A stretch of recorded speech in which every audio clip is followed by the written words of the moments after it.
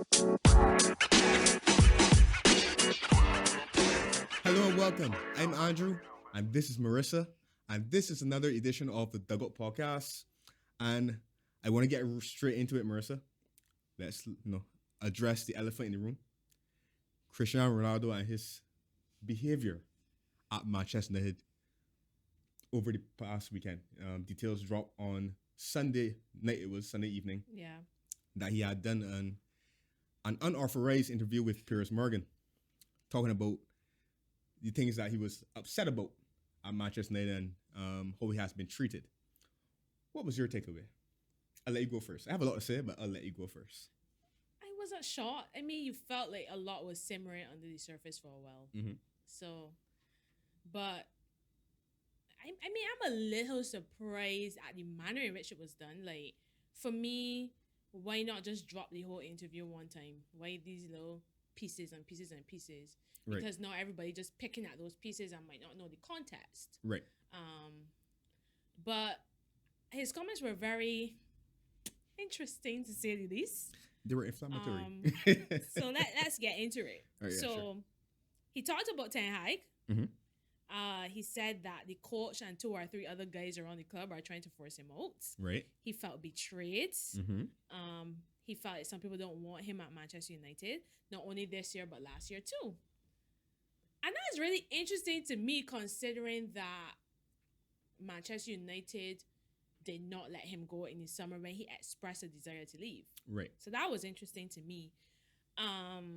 But then it goes back to, is that why he wanted to leave? Because he didn't feel wanted, because he felt betrayed by the club. Right. So that was interesting. Mm-hmm. I think what most people are shocked about are his comments about Ten Hag. Right. Well, maybe not shocked, but maybe, what's the word I'm looking for? Because I don't think people are shocked that there's a breakdown there. Right. I think the fact that he actually come up publicly and actually saying, I do not have respect for him because he doesn't show me respect. If you don't have respect for me, I'm never going to have respect for you. Correct. Is the respect thing due to the whole incident in the Spurs game with him wanting to bring him on to run down a couple seconds? Right. Or does it go deeper than that? I mean, we are recording this on Tuesday. The full interview is dropping, I think, Wednesday and Thursday. Yeah.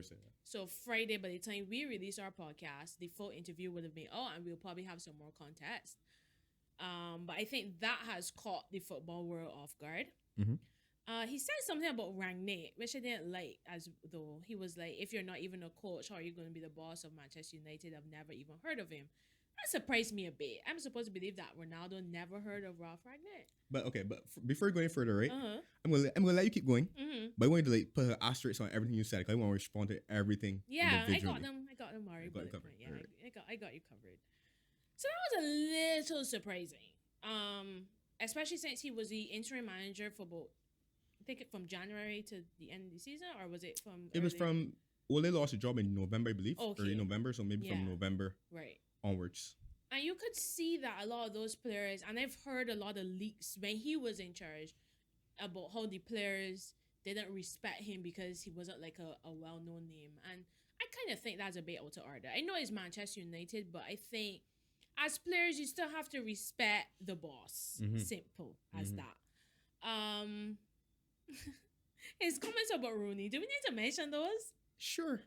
Listen. Those were a little petty, though. A little petty. He said, I don't know why he criticizes me so badly. Probably because he finished his career and I'm still playing at a high level. I'm not going to say I'm better looking than him, which is true. As you can see, I'm here rubbing my hands, right? Just waiting. Cristiano! Oh my gosh. Really, really waiting. Go ahead. Cristiano! Wow. And he also dug out Gary Neville as well. That We're for not friends.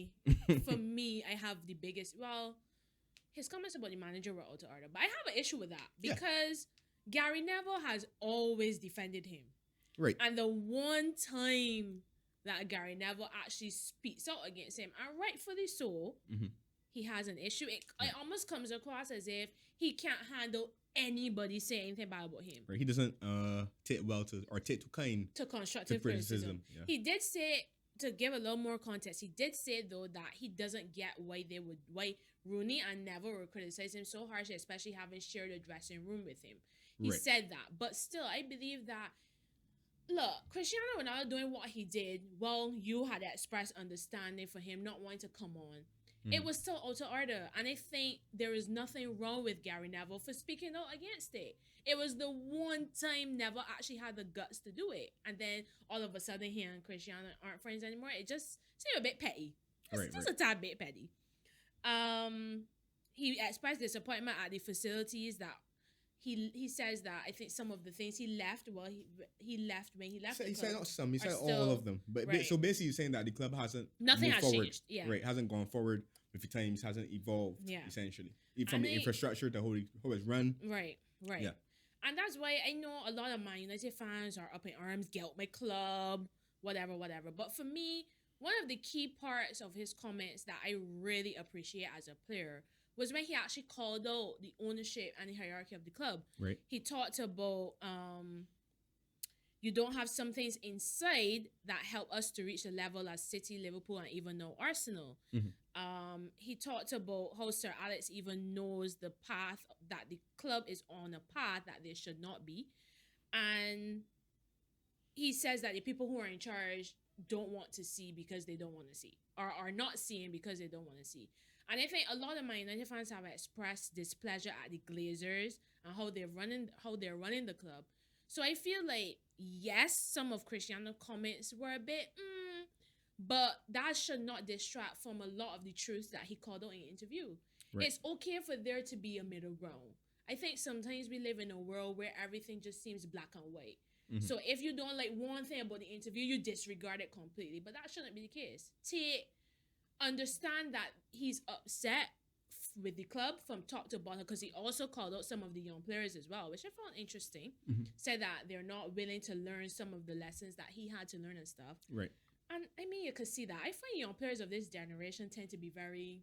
He essentially said that some of them, he didn't call names, but he said that some of them had some very poor attitudes. Right. I would like to call it arrogance. We see it in some young players. They feel that they have arrived. Right. And I have huge respect. I mean, it's different because it's not my club. You know, I was in a similar situation last year when Lukaku did his nonsense. Right. But I still think that was different. Not to this degree, though. Yeah, not to this degree. But I felt like Ronaldo is doing it because he loves the club and he wants to call out the nonsense that he sees that is happening. Right. And for me, I'm not a Manchester United fan, so I guess I could understand where they're coming from, because they're attached to the club, they're emotional, and they're seeing this man slagging off their club. But at the same time, he did make some really good points. And yeah, I mean, it's interesting because I remember last year when Lukaku did his interview, people like Neville and stuff was talking about, we should really applaud players for their honesty and their candor and stuff like that. I wonder if you're going to hear the same thing. No, but we'll see. You haven't. I mean, you haven't. Yeah. I've heard Fernand's comments about it. I've heard Neville's take, amongst others. You haven't heard they haven't come from it from that same vantage point. Of course they wouldn't. But they've been critical of his behavior. Obviously, yeah. All right, so you started with, what's the first thing you started with? The first thing I started with was how he feel betrayed and people were trying to force him out. So that's an interesting statement, and this is why. And like you said, we don't have the full scope of the information just yet because we're waiting on the full interview from Piers. But of all people though, Piers. You know, Piers must be lapping this up though as an Arsenal fan. Oh, touch on something with Piers before I move on to CR though. Cristiano. I heard people saying, well, Piers and Ronaldo are friends, and questioning whether or not Piers really would have grilled Ronaldo in a journalistic manner, right? Or he would just, sat there and allow Ronaldo speak, essentially. And my whole thing is that whether or not he did, we have to watch and see. Right. Whether or not we feel as though Piers had any bias during the interview, vice versa. But regardless of whether or not he did, I'm not going to be critical of Ronaldo for choosing Piers Morgan to do the interview. Okay. Because with any celebrity, I mean, if I was a celebrity, if you were a celebrity, and you wanted to give an interview, I'm pretty sure that we would choose someone that we trust. So obviously it could go either way, because once you're giving an interview or what's not, you have no control over how people receive it. But I'm gonna try to, because I said you don't want to just go with a stranger and love somebody to ambush you with something that you're not True. anticipating. True. So I can't fault him for going with peers in that respect, right? Mm.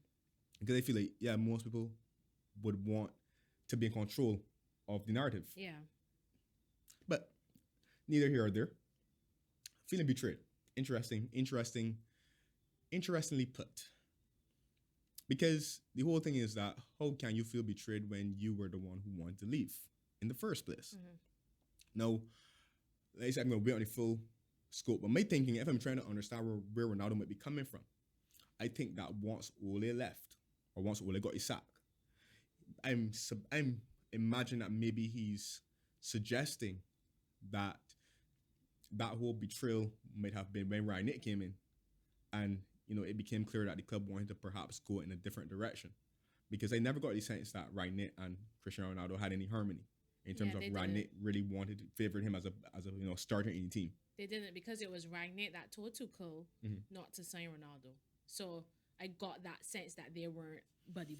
Correct. So I suspect that Cristiano would have initially felt betrayed from last year before the season ended, in terms of he probably did not feel as though the club wanted him.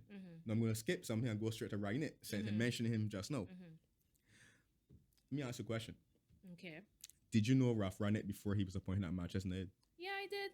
You did? I can't remember. I don't think he was a coach, but I think he was part of the structure of one of the clubs in Germany. I can't remember. He was a part. I think he would have been part of building Leipzig.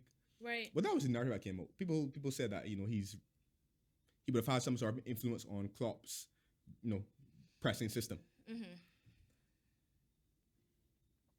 So if I know Botti, Ronaldo know Botti. No, because I asked other people that same question and they said they didn't. And I would tell you no, I did not know he was. Okay. When I researched, I remembered one of his teams, because I remember there was a year that Schalke went to the semifinals of the Champions League when Klaus-Jan Huntelaar was the striker. I remember that Schalke team. I didn't know the coach, and I didn't remember him as a coach. But when I put two and two together and did my reading, I realized, okay, well, he coached this team. All right, cool. And actually, I just remembered why I may have known and other people wouldn't have. When we were going through one of our many managerial sackings, right, his name was mentioned as a potential interim as well. Okay. A few years back. So right. Yeah, so because the thing, I'm not going to be critical of Ronaldo, because someone once told me big teams need big managers, big players need to be managed by big managers. So when you got this guy coming that first and foremost does not favor you, that's first and foremost, but he hasn't won anything. When you look at his resume, he was a sporting director for the last 10 years, so he hasn't been in the dugout. Right. Not training shit, just saying. I understand. I can understand why Cristiano Ronaldo is going to be like, wait a minute. All right. This is not good enough for Manchester United. Okay. Ole Gunnar Solskjaer. But wait. I'm coming there. I was coming there. I come in there. Okay. We all know that Ole was not good enough for Manchester United either. He really wasn't for Man United either. But the difference is that, I mean, I knew it was like a false position, but nevertheless, when they signed Cristiano Ronaldo, they had just qualified for Champions League and they finished second in league, right? And I think they went to the final of the Europa League. Yeah. And they have also played a couple semifinals in domestic cups, right? Good. So, regardless of what we thought, regardless of whether we thought Ole was the right man to take it forward, at least there has some body of work to suggest that might have, suggested someone that this was a club that, is reasonably positioned to maybe make a challenge. Reasonably, on the face of things, right? Because I watch, the Premier League a lot, and I saw Man Utd play, and I saw Ole's tactical system or what's not, I might not have thought that. But the fact is that, at the end of this about results, and I can look at results and say, well, they've done A, B, C. And I'm saying that in respect to convincing CR to rejoin.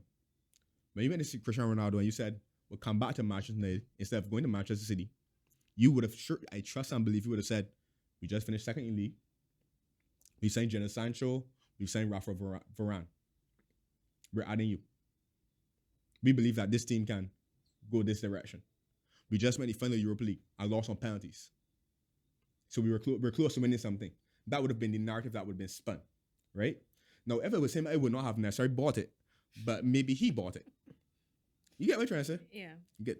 So what I'm saying though is that you sat Ole in November, early November, if I remember correctly. Mm-hmm. That's still a lot of time left in the season. So if I'm Cristiano Ronaldo, when you bring Ralph Rangnick now, and I look at his resume, someone who has not coached at the top level for 10 years or so, roughly, and hasn't coached any big club either, because for all due respect, Schalke's not Manchester United, not even the same hemisphere. As a star player, might sit there, and I think that what Cristiano Ronaldo did, I can see someone in Neymar doing. Other players might do that as well, or think it to themselves. And I do not believe that it was only Cristiano Ronaldo that taught that in that Manchester United dressing room. It wasn't, because there were leaks coming out about the players. About the team, exactly. So that's what I'm saying. I absolutely understand where that feeling would have come from in terms of what are we doing here, and this is not what you promised me. I feel betrayed. Need to have respect, though. Yes, you're Cristiano Ronaldo, but why? I mean, to me, the team didn't. Look, we all know the issues that Manchester United squad has. Mm-hmm. And for me, under Rangnick, they weren't worse than they were under Ole for that first half of the season. No, they weren't any worse. But what I'm saying, though, they weren't any worse. But what Cristiano Ronaldo is saying is, like, that message that it sends is, like, you have already given up on the season when you bring a man that has a coach for 10 years. And like, okay. That's why I was pointing out that they sacked him in November. Mm-hmm. That's still enough time to qualify for Champions League. True. That's still enough time to recover and maybe chase a domestic trophy. The league probably was gone, but that's still enough time to achieve something more than what it ultimately did. Okay. So I think that's why CR is saying, oh, this is not what y'all promised me. Y'all promised me that we can make a fist of it, and y'all give him in November. I believe that's what he probably said to himself. And then coupled with the fact that then how he was used from that point on might not have been, to his satisfaction. Okay. I think once he got there after the little honeymoon phase wore off and he started releasing how the team was playing, I think from that moment, because he's not dumb, he's been a part of winning teams all through his career up to this point. He knows what it takes to win, and he knows when he has a dressing room full of guys that can potentially challenge. And when he looks around, he says, well, damn, you haven't shown me the ambition that you promised to get me to come back, right? You have basically brought a coach to coach a team in mid-season, or before mid-season really, who has not coached a team of this level. So what are we really aiming to do? What are our objectives? And then I'm not being used, and it's almost like I'm being phased out. Maybe that's where he felt betrayed. Now, when we get to the summer wanting to leave, right? My position on him wanting to leave is not because I don't think it was ever because of his affection or lack of affection for Manchester United. Yeah, it wasn't. I think he wanted to leave because he was 36 years old. It's different when you look at someone like Casemiro who just went there at 30. He can still realistically be a part of a project for the next 3 to 4 seasons. Yeah. So can Varane. Not Ronaldo. Ronaldo can't. Yeah. He doesn't have 4 years to waste. Yeah. He has to be playing at a high level now. He has to be playing Champions League. So I felt as though that was simply because I want to play at a Champions League club. I want to play at a team that can finish my career, even if I don't win, finish my career competing for the biggest trophies. Okay, all right. I get what you're saying in terms of the promises and everything, but here's my question. Right. I can't remember. It was probably you that I spoke to about this. When the contract of Juventus ended or whatever, or he wanted to leave or whatever. Right. The question we had, or I had, was, why would you want to go back to Manchester United? Right. I think, yes, we know they finished second. But in my mind, it was always like, you want to win the Champions League again. That's clear. I remember you telling me that. Ronaldo wants to win the Champions League at least one more time before he retires. Right. Manchester United is not the club you will go to for that, because anybody with eyes from the outside, and probably even some of the people within the club, can say that Manchester United needed to go through a rebuilding phase. They needed a phase where, yes, they just finished second, but come on, everybody knew that was a bit of a false dawn. And I've questioned, I know he was on his way to City, because he even did mention that, how Sir Alex stepped in and was like, no, you can't go to Manchester City, you need to come back. Right. And that probably swayed his decision. But for me, I get what you're saying, but I don't get why he would believe those things that he was told. I know he loves the club, but Right. sometimes you gotta set aside the emotion and think logic and practicality. But Manchester United was not the club to go back to at that stage of his career if he wants to win Champions League again. basically, we basing it on the fact that we knew that Ole was not an elite manager. But it ain't only we that But knew that. I know. But what I'm saying though is, regardless of what we think, Mm-hmm. what I'm saying is that the facts were there. Second, cup final, semi-final, blah blah. So I can easily say, for example, we are going the right direction. Hey, that's what it was. Sancho, 75 million. Varane, I can't remember how much he cost, but whatever it was. 30 or something like that. Right. We are signing elite players. Varane, because remember Varane resume, an elite centre back. Multiple time Champions League winner. Jadon Sancho was supposed to be a promising talent. Yeah. Let's call it that, Mhm. right? And there's no disrespect. I think we thought Jadon Sancho would have been a good signing. I think most He most still people will did. be, though, I think so eventually. ultimately, Yeah. but yeah, right, exactly. So I'm saying, okay, I have my reservations, but at the same time, I can't argue. That's the fact, right? And he does love the club, so that would have. Right. And if Yeah. Sir Alex Ferguson, who's a father figure, steps in and says, for example, you can't go to Manchester City, which I think anyone with Man U's DNA in their bloods would say that. Yeah. I can understand. That's late. Seriously, late. Cristiano Ronaldo going to Manchester City, right, would have been late. Gerrard managing everything. Like, how can you do that? No, seriously, I don't care much. We'll have a chat about the rate. That would have felt like betrayal. Truth be told. I just had a thought that if Everton sat Lampard and go after Gerrard as their next manager, that'd Lord. be funny. That would be funny. Right, because I think Gerrard. Imagine I the think Gerrard meltdown. would really get him on purpose. But Imagine the meltdown you have on here. I trust Gerrard to do the right thing. Wow. Sink that shit. Wow. Right. Wow. Just saying. Unbelievable. Mm-hmm. So that influential business. Oh my gosh. Let me get back on track here before you dig yourself a hole. That's no whole. Wait, that's implying something that we don't think will happen. Yes, that's so unprofessional. Mm-hmm. Anyways. Right. Go back. Yeah. On track. All right. So Right, you so- mentioned the betrayal. Betrayal, You right? mentioned Ragnet. No Ten Hag. Yeah. All right, good. Whew. All right, so let me just start with this. As I said before, I do not agree with any of Cristiano Ronaldo's reactions. Like, for example, Leaving preseason. leaving the preseason game early, Mm-hmm. refusing to come on the substitute, Mm-hmm. leaving the stadium before the Mhm. game had officially ended, Mm-hmm. and this interview where he says that he has no respect for Eric Ten Hag. Mm-hmm. I do not respect him saying those Mhm. things. In response to when he says that he does not have any respect for Eric Ten Hag, I'm going to wait for the full interview Yeah. to give my see the comments on whether or not context. that was justified or not. Yeah. But in terms of the other things that Mhm. he's done to show that he has no respect, he's demonstrated it, Mm-hmm. that he has very, very little respect for Eric Ten Hag as well. Like this is my take on it. I do not agree with what he did in response, but I understand why he would have felt aggrieved, or he himself might have felt disrespected. Mm-hmm. Because, like I said, you didn't bring him on against City in Derby. Out of respect, that was your words, not mine. And then a couple weeks later, you're already winning the game as dead rubber at that point against Tottenham comfortably. And it's not you're bringing him on with 15 minutes to go, maybe 10. Mm-hmm. You bring him on with stoppage for official about to put up the stoppage signal. He's not coming back from an injury.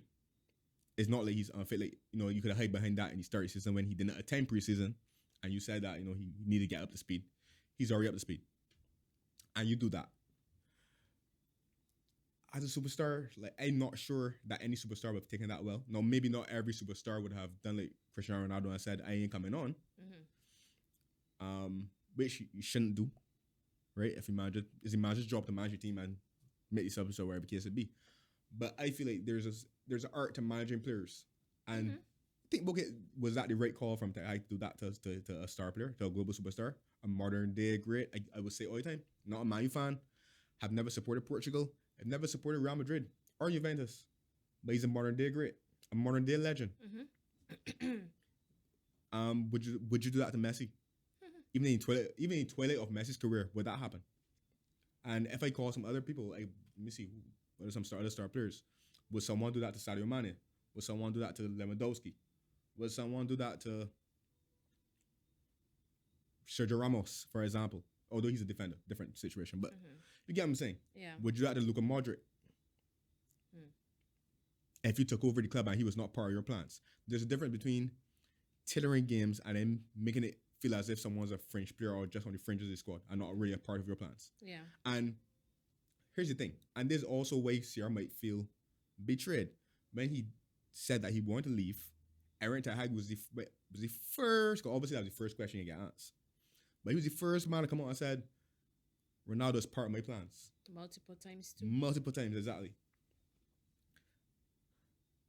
But he has not been used as such. Now, I'm assuming that once Ronaldo came back to Man U for the end of preseason or what's not, after it definitely worked out that the move was not going to materialize, I would assume that a conversation would have been had between Ten Hag and Ronaldo, where Ten Hag explained his plans for the team and explains Ronaldo's role within that team, within that structure. He definitely would have explained, well, to start every game. And in the opening weeks of the season, since you haven't been here for preseason, I'm going to try to get you up to speed, and we're just going to focus on building your fitness incrementally till you're at the point where I think that you can then go, right? He would have said those things, and Ronaldo would have said, okay, more or less, right? Because I'm pretty sure Ten Hag would have laid out his objectives. This is what we're targeting. And Ronaldo would have said, okay, well, this is the last of my contract anyways. Just play up to the World Cup. Let me see what happens.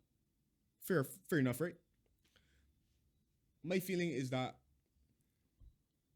something that would have been said and this is not justifying Ronaldo's behavior, but something that would have been said in those meetings, Ronaldo feels as if, and I'm not saying it's true because just because you feel something doesn't mean it's true either.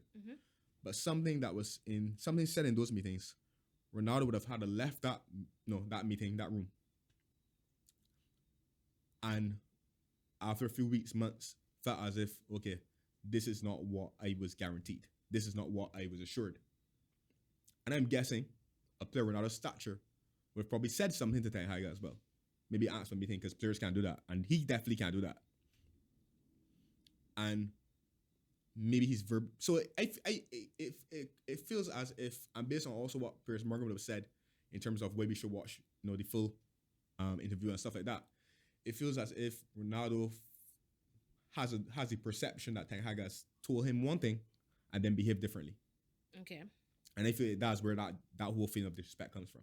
But like I said, Ronaldo is not, it's not what Ronaldo did is not, it's not good. It's not good. It's not good behavior. I can't say, he's ready to do it. Even if the manager upsets you, if he says you come on for whatever the case would be. But all I'm saying though, what I want to make apparent is that these are things that Ten Hag could have avoided. Had he handled the situation better? No, yes, it's his prerogative if he wants to bring him on for 5 seconds at the end. That's his choice. But why would you do that? All right. So I want to go back to something you said because you mentioned preseason. Right. That was alluded to in the interview. And I think this is the part of the interview where I'm looking forward to hearing the most. Right. Because he speaks about how the club did not believe him when he said his daughter was ill. Right. Now, for me, I know, and I know a lot of fans didn't believe him either, personally, seeing some of the reactions on Twitter and stuff. Right. Because they felt he was just doing it because he wanted out. But when you look at the context, the daughter that he said was ill, I think, is a twin of the son that died late last year. So it's not unfathomable that she could have been ill. That she could have issues. So I think that the fact that people were kind of on him about that without knowing the full facts was a little inappropriate. And the fact he came on an interview and said that he didn't feel the clubs believed him or supported him. Right, he didn't feel he supported the club. That's not good. Yeah, because the thing is, right, because I think it's become a common thing for footballers when they want to win. To strike. To be essentially, create certain things that's why they can't report for training or stuff. But nobody can lie on the child. And dumb tools. Nobody's gonna lie on their child. Well, I don't think anybody would lie what I would say though, because I keep on saying, like, people, I'm hearing like pundits, different personalities saying that he's tarnishing. They think he's tarnished his legacy. His at the end of his career, etc. One, I can't remember who it was, but someone went as far as saying, it used to be a flip of the coin between him and Messi as the best player in the world or the Right. best player I that's know ever people kicked are the saying ball. Messi is up there now. Let me just kill that argument right now. There is no argument. Messi has always been the best of the two. No, this is not mean that Cristiano Ronaldo is not a good player. He's not a great player, right? Or he's not. But he's no seriously. If you look, listen, a blind Stevie Wonder stuck in a basement could see that Lionel Messi is a better footballer. You use than that Cristiano analogy Ronaldo. already. I know, and they're gonna use it again, such as it's a very good analogy to use. It won't be the last when time he people want uses to be it. delusional, right? And say that and compare it to. No, seriously. Because no, you want to use this incident to justify why Messi might be your number one. It was never really a debate. In terms of ability, in terms of as a footballer, it should have never been a debate. It's clear that Messi was a better player. Anyhow, what I was going to say about tarnishing legacy and why that's also a bunch of foolishness, right? Is Cristiano Ronaldo this is not the first thing that he's wanted away from a club. He wanted away from Man Utd 08, and Sir Alex Ferguson had a word with him and then he came back. Remember? He wanted to leave. Actually, he wanted to leave after the 06 World Cup, after the fiasco with Rooney. He wanted to leave, reportedly. And then Ronaldo called that. And then 2 years later, when Real came in for him the first time, Ferguson was able to convince him to give it one more year. Right? He wanted away from Real Madrid. He wanted away from Juventus. Ronaldo's not the type of player to down tools and not train or not report for training. He tells you he wants to leave, but he also shows up to training. He also reports. He's professional. He is. That's his biggest asset. If you look at why people are even talking about him in the same breath as Messi, even though I don't think it should be done, is because this guy has dedicated himself so much over the years to wanting to be the best that he's actually got himself to a point where his productivity has enabled those individual and collective awards that people use as suggestion that he's better than Messi, whatever the case be, whatever. So I don't get this whole thing about tarnishing legacy. What they're suggesting that he is not out of character for him to say that he wants to leave the club. It really isn't. But going back to what you said, if he's like you said, he's always wanted away from clubs at some point in his career, and he's always been professional about it. Why would you doubt the man? Why would you then not offer him the support that he needed during that time? Because there's always a suggestion. I think there's also a perception with footballers that if when they want to leave, they would do certain things. But he's never look at the pattern. Yeah, but I'm agreeing with you. So I'm saying that they should have done that, but they didn't because the perception that footballers, create certain stories, to get away from teams or whatever the case it be. It's not a great look on them though. It doesn't look good. It doesn't look good that somebody's going through such a difficult period and difficult moment, especially in light of what happened to the man last year. It's not a good look on the club. So this club that a lot of Man U fans are defending because he's speaking out, you also got to look at the other side. Like I'm saying, there's certain things in the interview that Man U fans need to look at seriously. The thing, I don't honestly speaking out against the Glazers or the ownership. I mean, we hear Gary Neville do that almost every week. So it's nothing. Every time a mic in front, so I really don't care about that. I think it's just the perception of the goal of this guy, the ego of this guy to say something about the current manager, for example. I think that's what has really got people upset, and also say that he was betrayed by the club, right? And like I said, I need further context to why he feels betrayed. But the things that I mentioned before, I can understand why someone would feel betrayed because those things did happen though. Yeah. And I won't be surprised if he actually references a lot of things that you said in terms of the promises and maybe even meeting with Ten Hag and Ten Hag not keeping his word. Because I remember telling you, I have never believed Ten Hag when Ten Hag said that Ronaldo was part of his plans. I just never got the sense because his actions was not backing up his words. You could tell me it's like you're in a relationship. You could tell me every day you love me, but if not you, but you know, I know you don't mean me, so you don't have to clarify that. Exactly.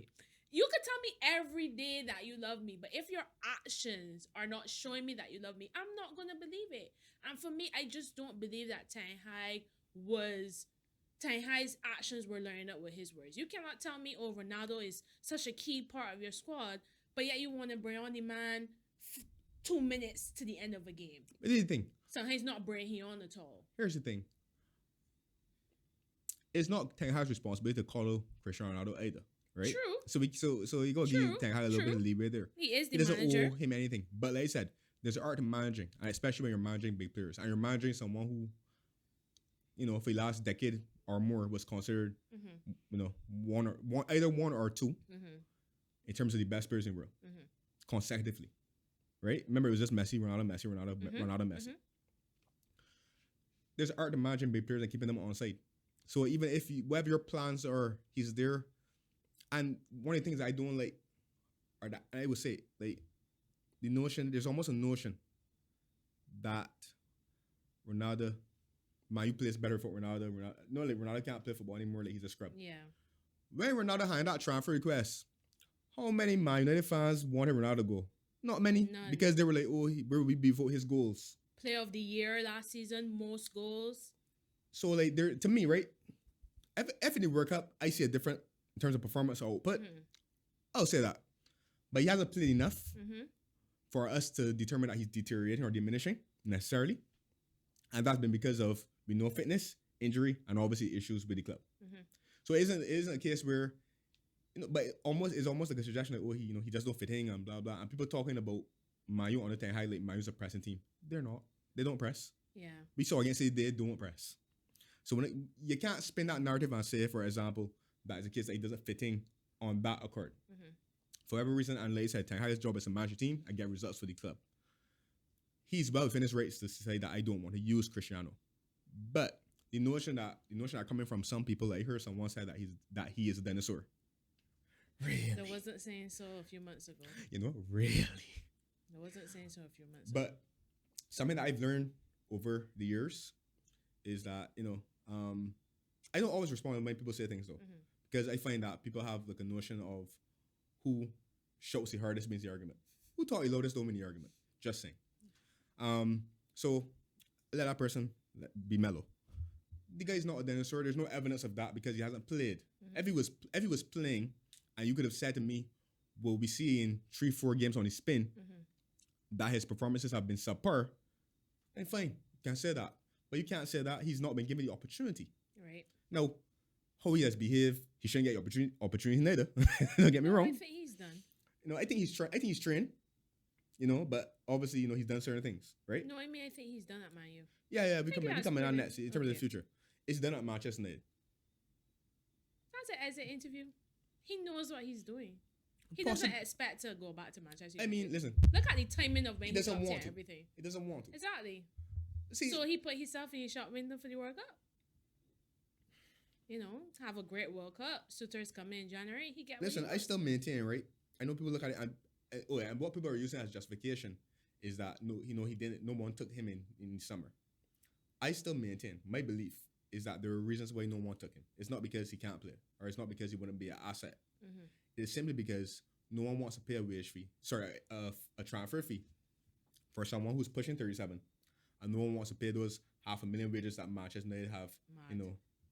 given to the guy Mm-hmm. over the last year and a half. So those were the reasons. Now I believe that if Man U did like something like similar to what Chelsea did with Aubameyang and released the contract and let him go on free, I think he would have found a landing spot. I think it was just simply Maybe Barcelona. Or you mean Arsenal? I don't have Because I feel like- I don't have a club in mind per se, but I'm feel just saying like- I feel as though he would have found a landing spot. No, I mean in terms of you mentioned Aubameyang. I think Oh, Arsenal. yeah, that was Arsenal. Sorry, that was yeah, Arsenal, right? Not Chelsea, right? Yeah, Even that was Arsenal. Barcelona too. No, we pay Barcelona. We pay Barcelona money. For Yeah, I think you all Aubameyang. paid Barcelona money for Aubameyang. I think you did. Dang. Yeah, I think you did. But But Arsenal let him Arsenal let go. him go for free. Mhm. Exactly. If Man U had done that, and I'm not saying that they should have, because like I said, Ronaldo is on a contract. He's Man U, his asset. They are well within their rights to keep him. He's their player, and the man whatever conditions they want him to leave under, Mhm. they're well within their rights to do that. But I'm just saying, the notion is not that he didn't have any suitors. It's just that no one, and I'm not bashing anyone for it. No one wanted to, meet those requirements to get him. Yeah. It's Cristiano Ronaldo. Is what the agent name Jorge Mendes or whatever. Mhm. I'm sure they would have been on the phone, but just they cannot convince anyone. Yeah. To make out late on a 36-year-old. Because the reality is that, like I said, Ronaldo at this stage of his career, he can't be the selling piece for the next 3 or 4 years. But he has to be. He can be potentially the cherry on top that gets you over the line. He can. But we will see in the World Cup what happens. Yeah. He'll be starting for that team, Portugal, for Mhm. sure. So we will see in the World Cup what happens and whether or not he is in fact a dinosaur, as some people believe, or as some people are suggesting. Oh gosh. Our producers would like a what he would like. he would like it to be known Mhm. that he agrees with your sentiment that Messi is the best player. Okay, cool. No guesses as to who he supports. Listen, and I will not shy away from using my Stevie Wonder analogy. I like to use it because when people can't see, I tell you, that analogy. Because he's a man that can't see, but if he could, he's blind, but he can see that. Good. Anyway. You literally call our producer blind? No. I'm saying no. I'm not. I mean people in general. I'm saying I'm going to use it for a situation where people get on as if because it's an exaggeration. Obviously, a blind Stevie Wonder stuck in the basement can't see that Messi better. Just an exaggeration, but I think it's a very appropriate exaggeration because some people get on like they can't see that. Wait, question: what's your opinion? Do you think that Messi's a better player? I think with this fancy thing, we don't fancy sit on the dugout. Listen, we do not fancy sit on the dugout. What is your opinion? To be honest, I think Messi is a better player. Okay, is it close? But I admire. It's not close in terms of talent ability. That's what I'm saying. Because Messi has the superior talent. That's obvious. But I have a lot of admiration for Ronaldo because of how hard he's worked to get himself to where his work ethic is admirable. Ronaldo is outstanding. Exactly. He has been outstanding.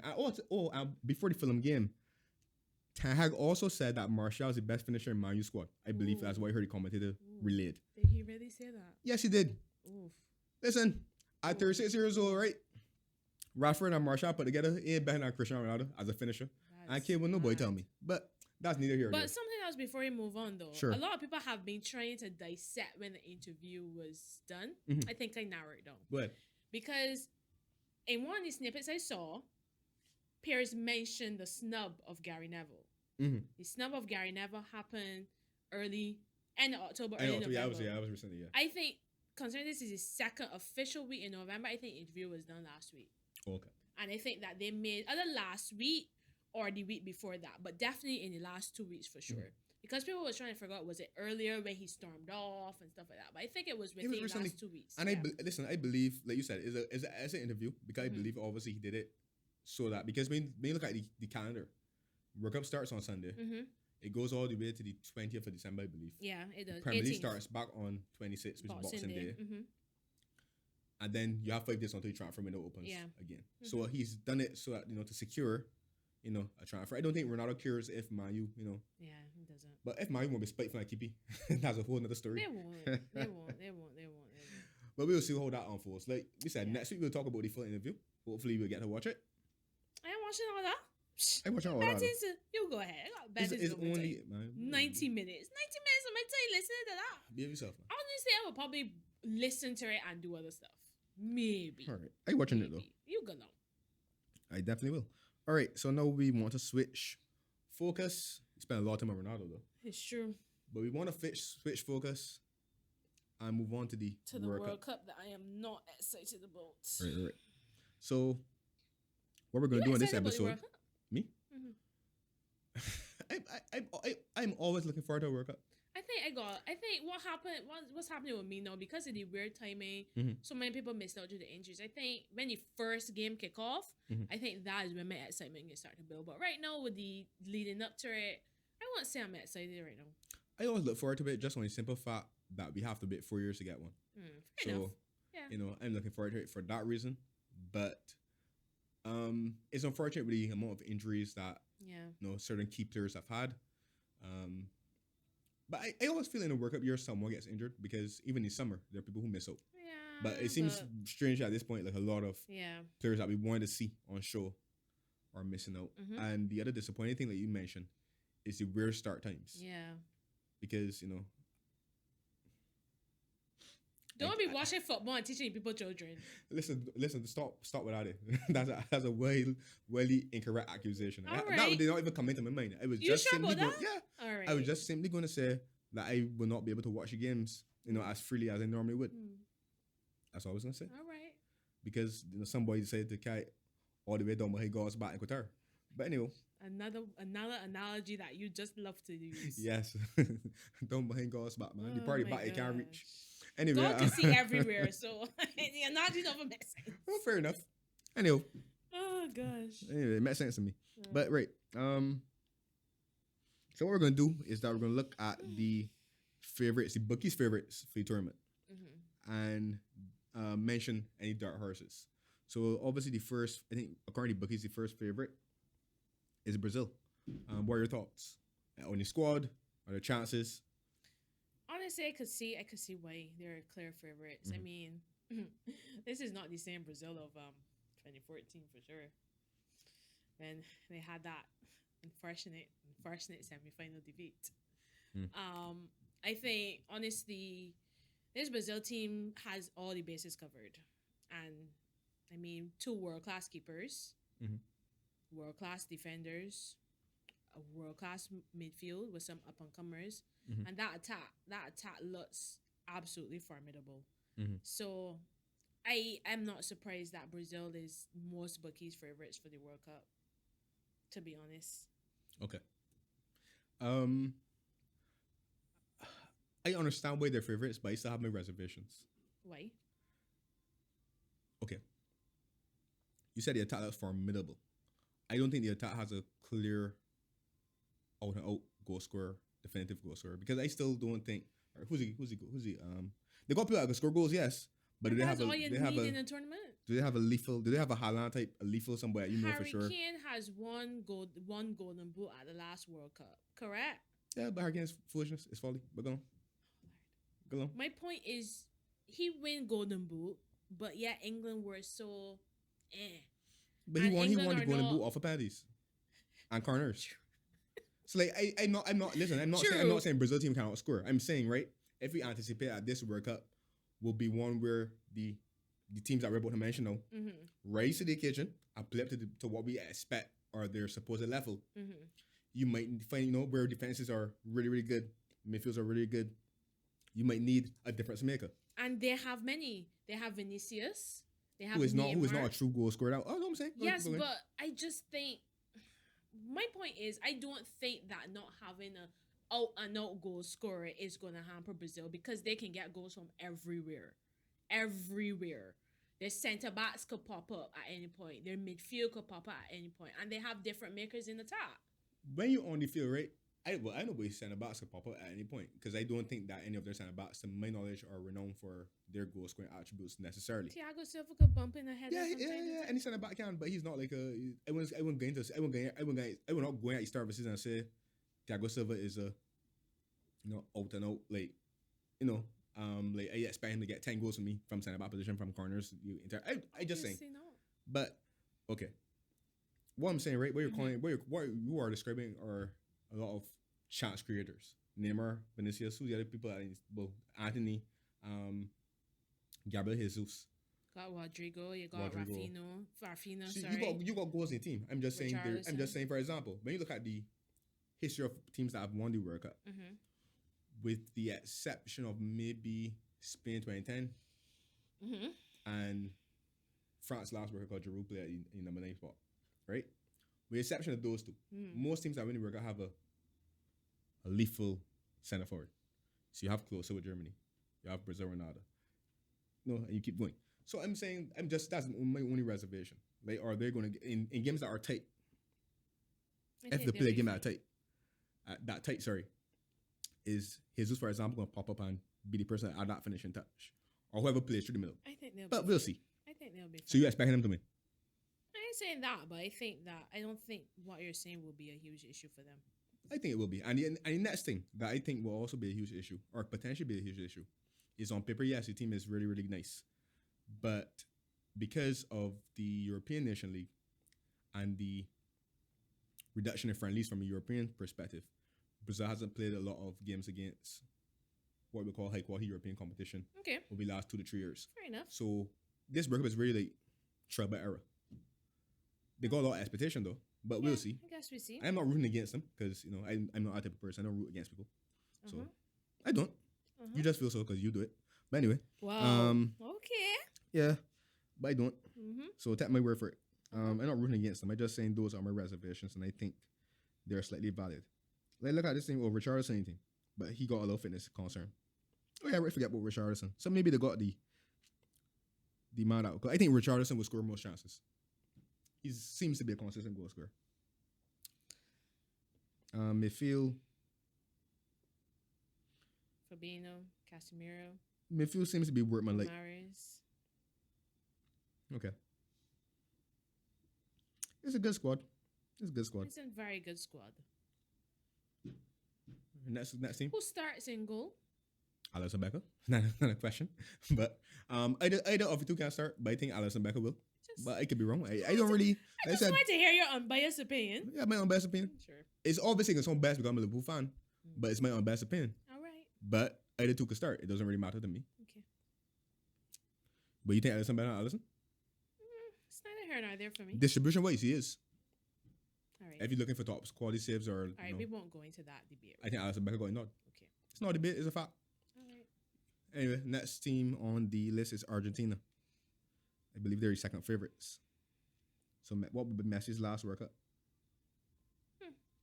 I think it's an excellent squad. Really well balanced. Your thoughts? I agree. I still think I would still say Brazil got more difference makers. But when you have Messi, I mean, he's like 3 difference makers in one. But yeah, I think defense looks solid. Attack looks pretty good. I would admit I don't know a lot of their midfielders, to be honest. And I haven't actually seen Argentina play a lot recently. Probably for those same reasons you talked about with Brazil and the Nations League and stuff like that. But yeah, I think right up there with Brazil as potential favorites. All right, third favorites. Well, yeah, I said a bit about Argentina already. You just said it's a very good squad. Yeah, very good squad. Yeah. That's what you got it. As is Brazil. I think Brazil's a very good squad too. But I think why I can comment on Brazil more is because I know more of the Brazil players. Exactly. And I do the Argentine players. Exactly. And like I said, it's more like a case where defense will be a big part of it. As well, attack, like you said Brazil got a lot of difference makers. And if you look on paper, yes, you see Neymar, you see Vinicius, you see Anthony, for example. But, like we've been here before when Neymar ready. We trust Neymar to do the right thing on the ball and make the right decision. True. He look at all glory ball. Yeah. So, but we'll see. You know what? Like I said, I'm not rooting against Brazil or anything like that. I'm not hating. I'm just saying it's a way to answer your approach. Because I think 4 years ago, Brazil was one of the favorites too. In terms of, to me, in terms of squad they had, I felt Brazil would have been a really difficult team to beat 4 years ago. Why am I blanking on the World Cup 4 years ago? They lost to Belgium in quarterfinals. I think that was, wow. Why is that World Cup such a... Oh, I know why that World Cup is such a... Yeah, because Germany went home early. Yeah.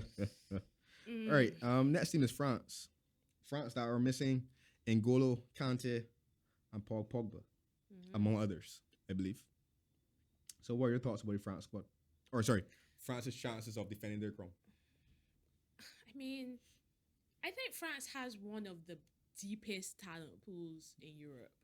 No one, they do. They have because I mean, you look at Kante and Pogba is their first choice, number 2 in the middle, and both are out. But yeah, I don't feel that France are weaker. I mean, I just think. I mean, I know a lot of people may be sleeping on them because Brazil on paper looks to be a formidable squad, but honestly, this France squad has a lot of excellent players in it. I think my concern would be Varane, his fitness. Can he hold up for the whole tournament? We'll see. But I mean, you got Camavinga and Tchouaméni, who have started their Real Madrid careers pretty well. I think that in the middle of the part, they will do the job for France just as good as Kante and Pogba would. Well, that's if Deschamps choose to start both of them together. I think the attack, I mean, you're talking about Giroud, but Giroud's still doing it at the highest level. Unfortunately, just before we came on, I saw that Nkunku is out because he got hurt today in training. I think that was a big blow, but again, you still got people like Benzema, you got the Dembeles, you got the Mbappes. Like, this side can do it. But can Deschamps do it? That's my question. I mean, I know they won the World Cup last won it already. But how they bowed out to the Euros wasn't great. I think that... How did they lose to Switzerland, right? I mean... But honestly, I think the squad is very good, and I think should be right up there as favorites as well. Right. That was anyway. I'm against that European Championship performance because I really want. I think I fair enough shots already for the evening. Enough. But don't get me wrong. I rate Giroud. I just would not say I Giroud is a understand. consistent goal I scorer. understand. Right? That's what I meant. I But forget to even mention Griezmann, but Griezmann isn't like the Griezmann of old. right. Yeah, in terms of club form. Yeah. But I think France. Like, I know some people. Okay, Kant is a miss. Yeah, he is. Pogba for ability is a miss. Pogba for focus and discipline, I'm not so sure. I thought you would have done with the shot. That's not a shot. It is a shot. It's a comment. It's not a shot. I'm not taking shots. All right. But anyhow.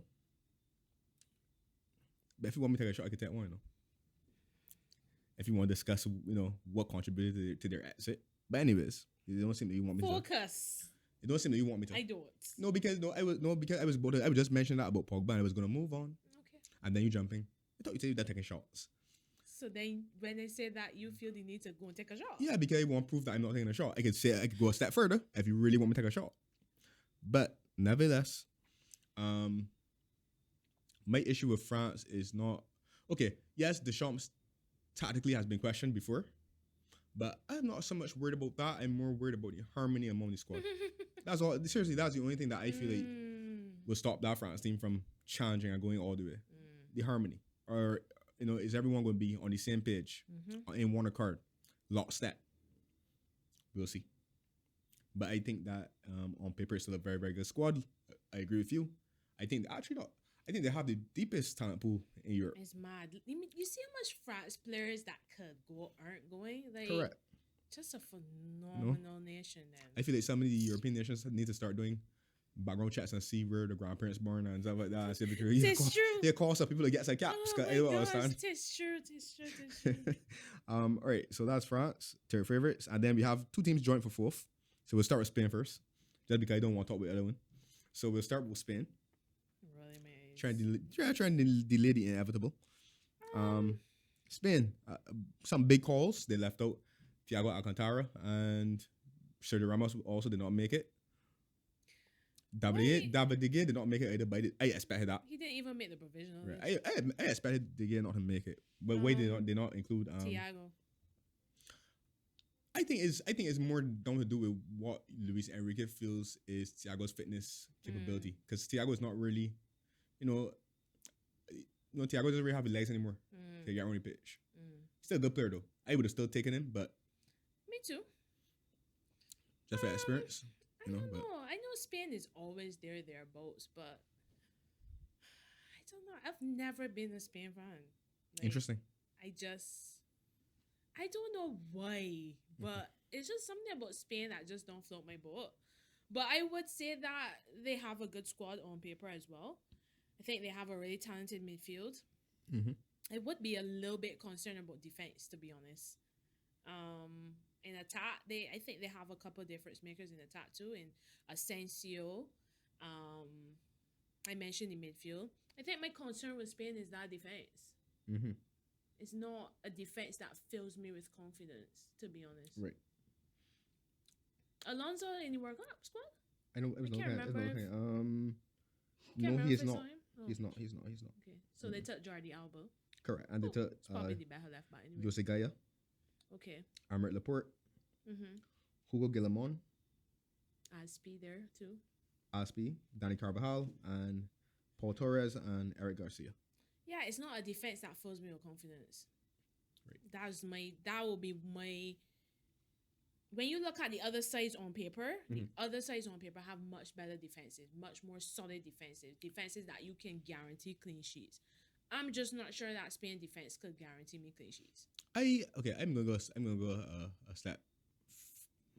I have a different spin on it. I think. My concern with Spain is not really. All the things that you mentioned are valid though.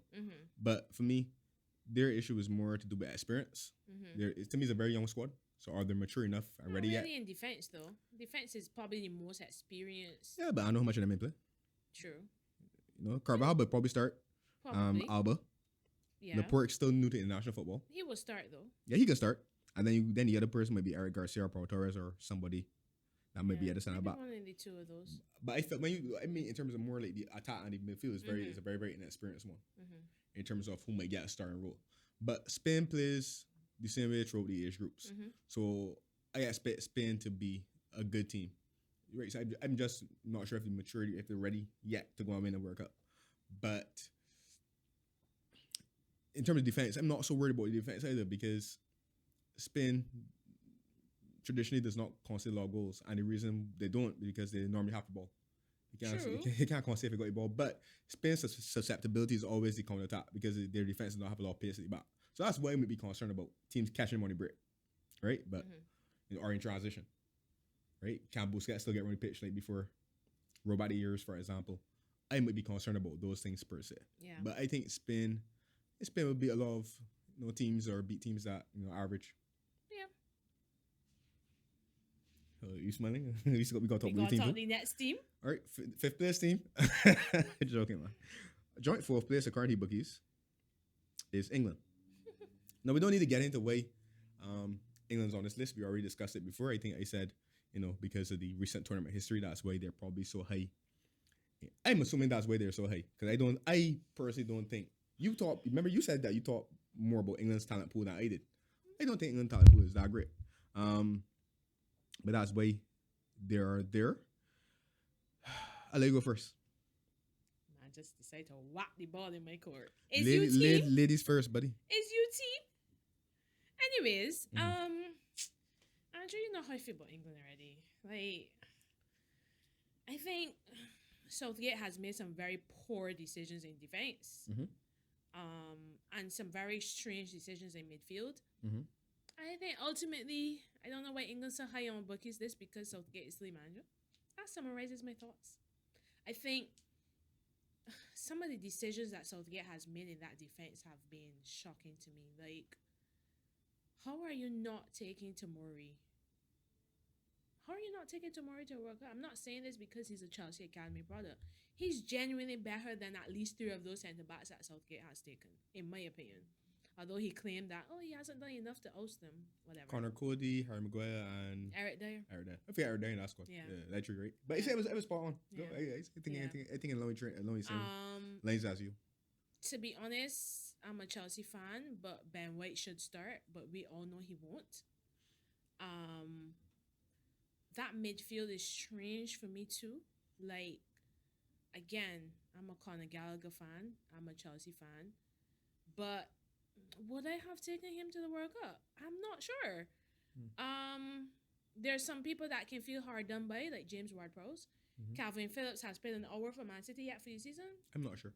I mean, I just think some strange selection calls, and he's so very contradictory. First, he talks about some people can't make the squad because of form. Some people can't make the squad because of injury. But yet you take players that are out of form and still got question marks around the injury. It's just... So I think ultimately England will fall flat because Southgate is their manager.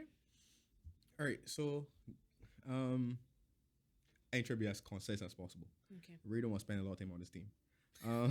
Your team, you know. It's not my team. Listen to me. At some point in this World Cup, he will come on this podcast wearing an England shirt. Listen, because if I decide I want to troll somebody, right, meaning you. So if England had played Germany and we win again, you could rest assured. In fact, you might cancel the week. Sorry. But anyways. I need to get a Germany shirt though. Yeah. Anyways. Yeah. So in terms of squad selections, it's pretty much the squad that I expected. Being fair. Here's the problem. There's a problem that I have with England, or that I have with Southgate and his selection process. The fact that you pick players who are not playing for the club, or you pick players who are out of form, and you stick by them all the way up until the cusp of the tournament. Because when you think about it, how many caps does Ben White really have? Right? So Probably less than 5. You say you should start, but does he have any continuity or any cohesiveness in terms of playing for England and playing in setup? Nope. Good. So you can't start it. And since this World Cup is being played mid-season and it's not like somewhere where you have at least 10 to 12 to 2 weeks, maybe. Sorry, 10 days to 2 weeks to prepare and train on the pitch. You don't have a lot of time. So me, kind of got to hit the ground running. Yeah. The last thing you want is a bad result in the opening game and then put yourself under pressure for the last 2, which is America and Wales, who could be highly motivated to beat it. So there goes that. So I think he gives himself a problem when he sticks by certain players and plays them, because then when it gets a position where it's no longer attainable to play those players, the players that you're bringing in, you're basically bring them in from the cold. So then you run the risk of the likelihood that they will underperform as well increases, in my opinion. But yes, Harry Maguire, I expected Harry Maguire to go, but He's he's gonna start. He's gonna start. Which is a serious error. He's gonna start. And like I said, remember when we were talking about Phillips, and initially I told you that the problem with taking the Man City move did before he even got injured was how many games he's going to play. He's going to be sharp. That's going to be Harry Maguire's problem. He took Eric Dyer, which, he's gone his way back and talking to the team on a consistent basis. But at the same time, I would have liked Tamura to have been given a chance, right? It's almost like Southgate mucking people about by picking them for squads and then on the final squad dropping them. Like, how do you call it, Tony? Your last squad not playing for 1 minute, and then I guess he saw what he needed to see in training. That's not good enough. I don't think it's, and it takes me back. All right, I know people talk a lot about Southgate is such a great man manager, but it takes me back to something Thomas Tuchel said about Ben Chilwell.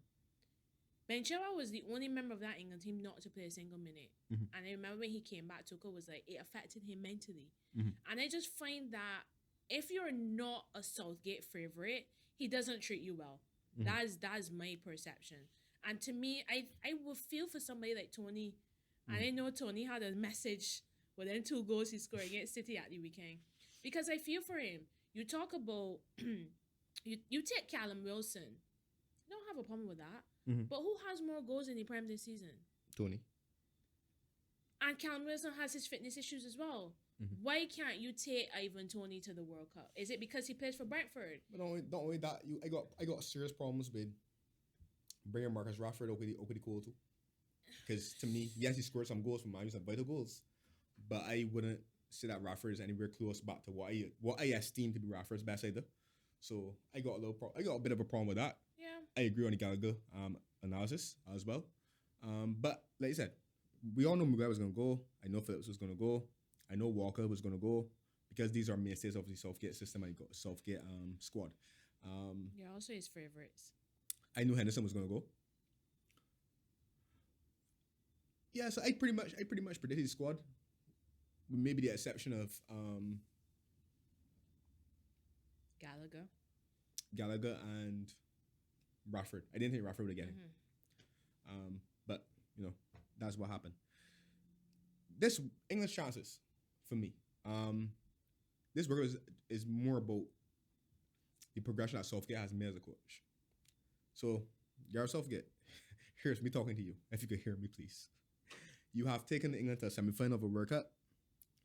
You have taken them to a final of a European Championship. On both occasions, Southgate, you took a lead in those games, and you demonstrated that you were tactically incapable at the time of changing the game. So diplomatic. I know. I took a compost outburst. You were tactically incapable of changing the course of the game in terms of the trajectory that it was going. Against Croatia, England was starting to be overrun in midfield. It did nothing. Against Italy, the goal was coming. Again, Italy started, keep holding the ball, move it around, move around your back four. You did absolutely nothing. The one thing, and when you did do something, you brought in 2 guys that hardly played in the tournament to kick the penalty kicks, and you left the last one for a 9-year-old kid.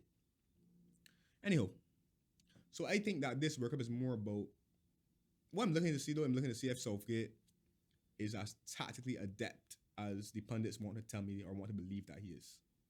Because they said that I heard Mr. Carragher say he thinks Southgate is basically the best English manager that they've had recently who've been able to switch tactics and switch formations and blah blah blah blah blah.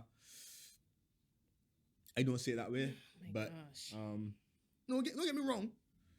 Southgate plays a system, but I just think the issue with Southgate is that he doesn't know his best team, and oftentimes he doesn't know his best system. But they play a system and they try to do the same thing essentially within whatever system they play. So we know they might play back 4, they might play back 3. But like I said, it's more like I feel like it's more Southgate on show in terms of his assessment. And whether or not, I think regardless of what happened, I think the FA will not fire him. They're going to allow him to walk away on his own terms. On his own terms, exactly. Such as his good faith. Yeah, probably happened after in the English eye. Yeah. Well, if they suffer embarrassing exit, like for example, maybe not getting out of the group, or losing to a team that people expect on paper they should beat. Mm. Like, for example, should they play Senegal? Although, I mean, that's a close game. Senegal's a good team. But let's say they lose to that type of opposition, where Yeah. people will consider. I think English public generally tend to accept losing. Not they accept losing, but they tend to, if they lose in a competitive way to one of the big horses, they're okay, even if they're upset. But when they get embarrassed by big horse or they get outclassed by a smaller team or a team that they don't consider to be a threat to, a potential World Cup winner, that's where the pressure comes.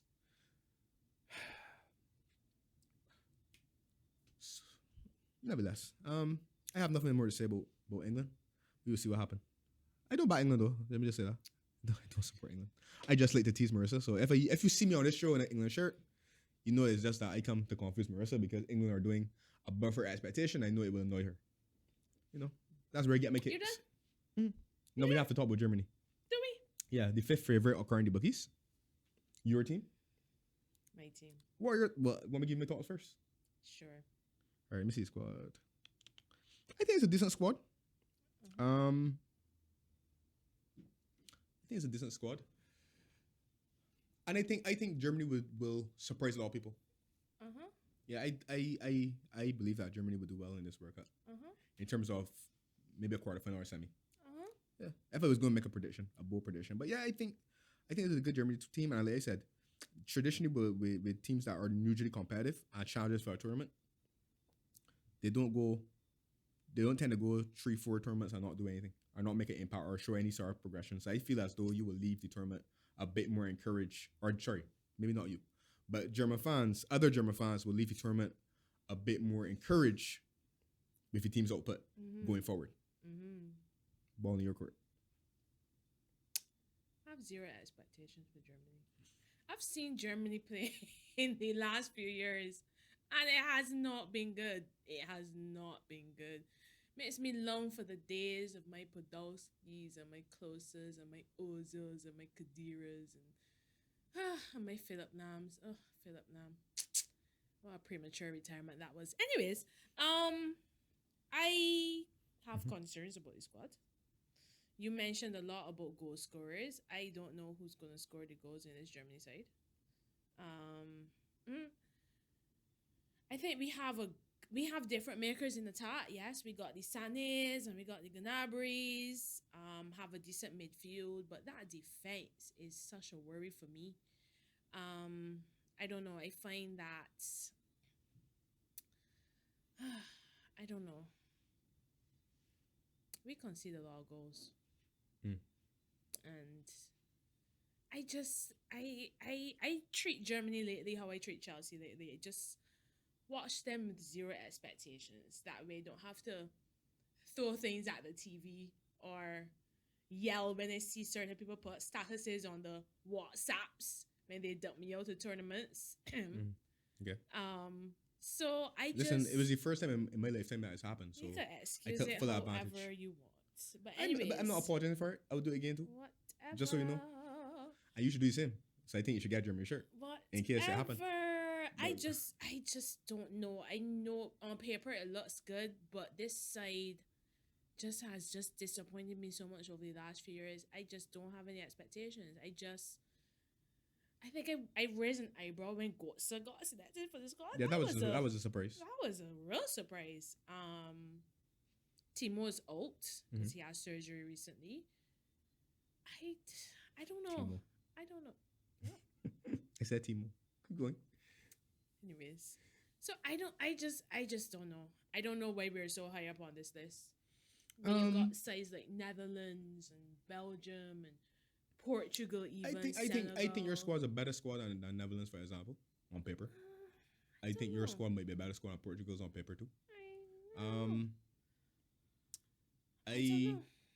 I believe that you have a good manager, Hansi Flick, and I feel like with Germany is about the collective. So I feel as though the team is going to play at a certain level, a certain standard. So that's why I feel as if, okay, yes, some of the pitfalls that you're describing might still exist in terms of deficiencies in defense, but I feel as if you guys would get better results this go around, progress to latter stages, and I feel as if I don't think you'll win, but I feel as if you'll leave feeling as though I have something to build on.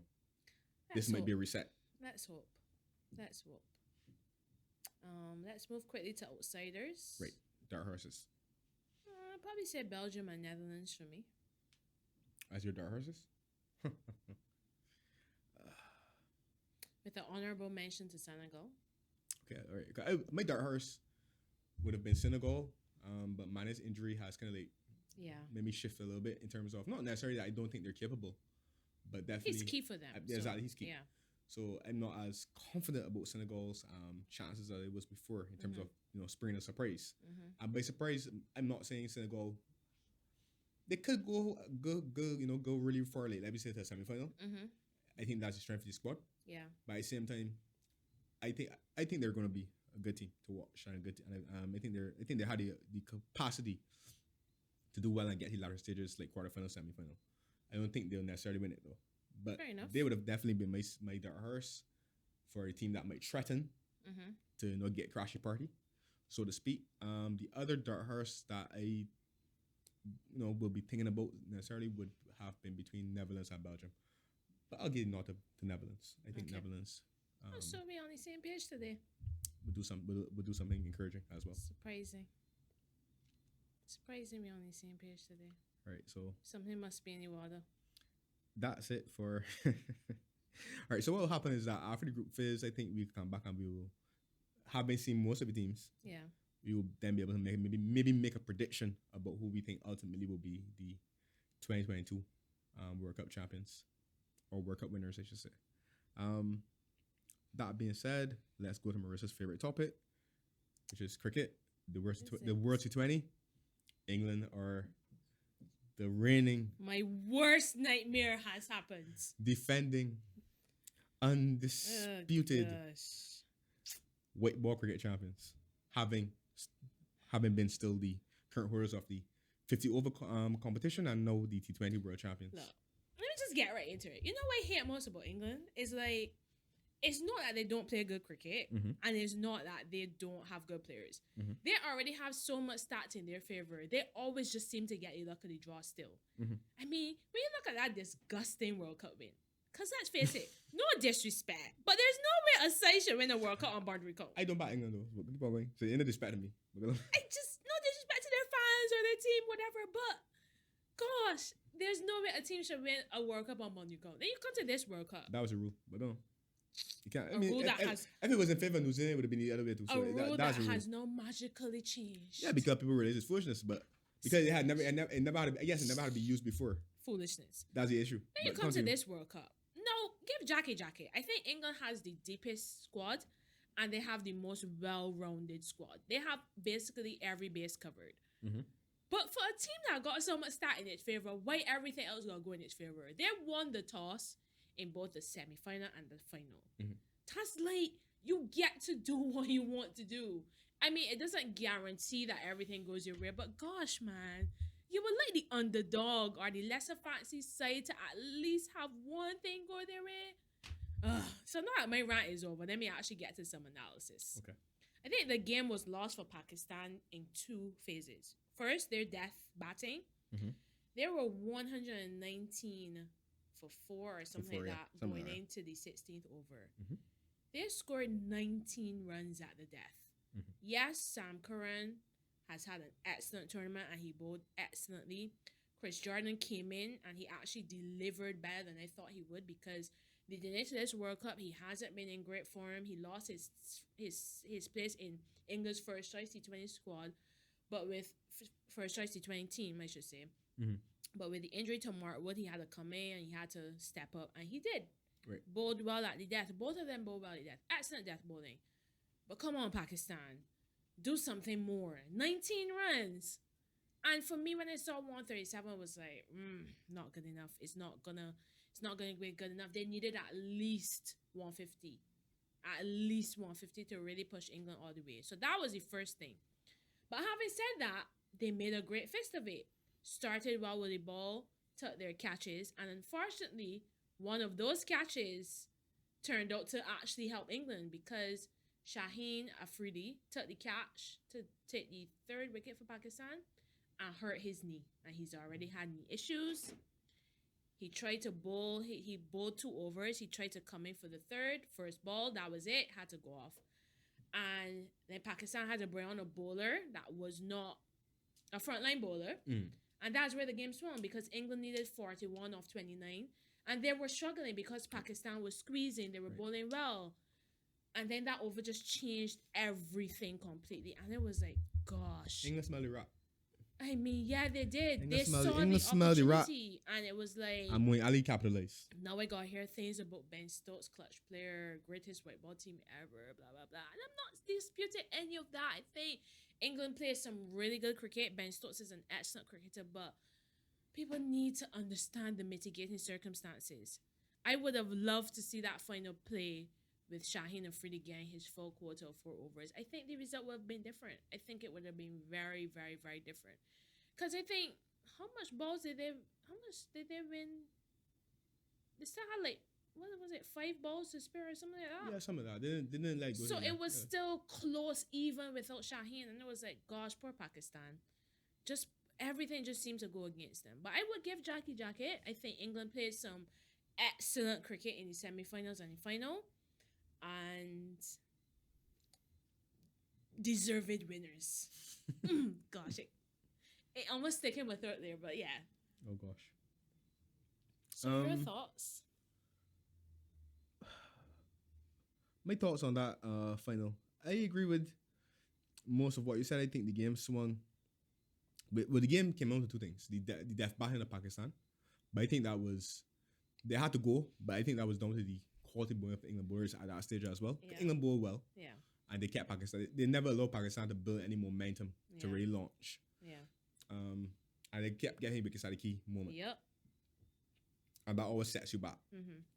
I felt as though 160 would have been a nice score to defend for the ability of Pakistan's bowling unit. Mm-hmm. And in terms of England, yeah, the game swung when Shaheen Afridi had to leave the field through injury. Never let to see that happen. Was unfortunate, but England capitalized. Moeen Ali went after the replacement bowler, and that definitely swung the game towards England. But okay, so you said that you felt as if had he not left the field though, you feel as if the result could have been different. I'm not going to dispute that, but I'm still going to say that England to me were the favourites based on the fact that they had so many wickets in hand. Yeah, I agree. So I feel as though England would have it would have been tighter, but I feel like England would have still had the potential to launch and maybe get OB line. Like for me, imagine he had finished the over and had gotten Moeen and Stokes. Right. That would have been huge. And Shaheen got that ability to come back late in the death and take wickets. So yeah, it's just unfortunate that you never really got to see it play out. But congrats to England. Yay. Safe. So as Marissa said, England T20 World Champions, current 50 over champions. The World Cup is next year, right?